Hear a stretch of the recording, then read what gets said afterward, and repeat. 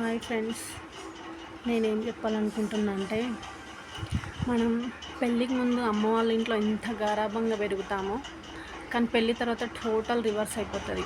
ఇక్కడ ఎంత గారాబంగా ఎంత ప్రేమగా పెరుగుతామో అక్కడికి వెళ్ళిన తర్వాత అస్సలు మనల్ని పట్టించుకునే వాళ్ళు, మన పైన కేర్ చూపించే వాళ్ళు చాలా తక్కువ.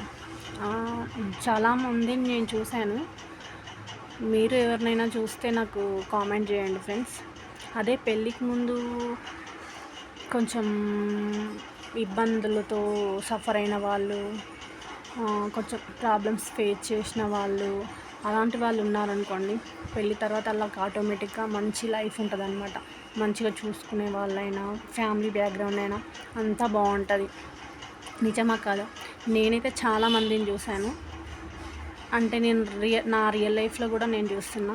మనం పెళ్ళికి ముందు అసలు మన ఇంటికి మనమే పెద్ద యువరాణిలాగా ఉంటుంది మన లైఫ్.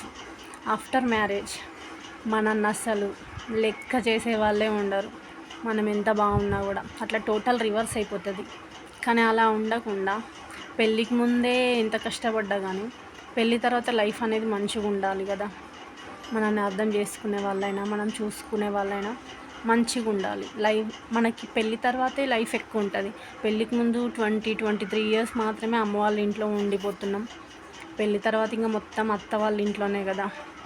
సో దయచేసి పెళ్ళికి ముందు ఎంత గారాబంగా ఎలా పెరిగారు అనేది కూడా అర్థం చేసుకొని ఆఫ్టర్ మ్యారేజ్ తర్వాత కూడా వాళ్ళను అలాగే చూడడానికి ట్రై చేయండి ప్లీజ్.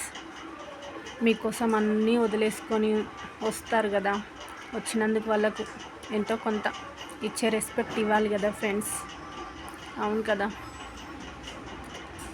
నాలాగే మీరు కూడా చూస్తుంటే నాకు కామెంట్ చేయండి please. This is my first video. Bye. Thank you friends.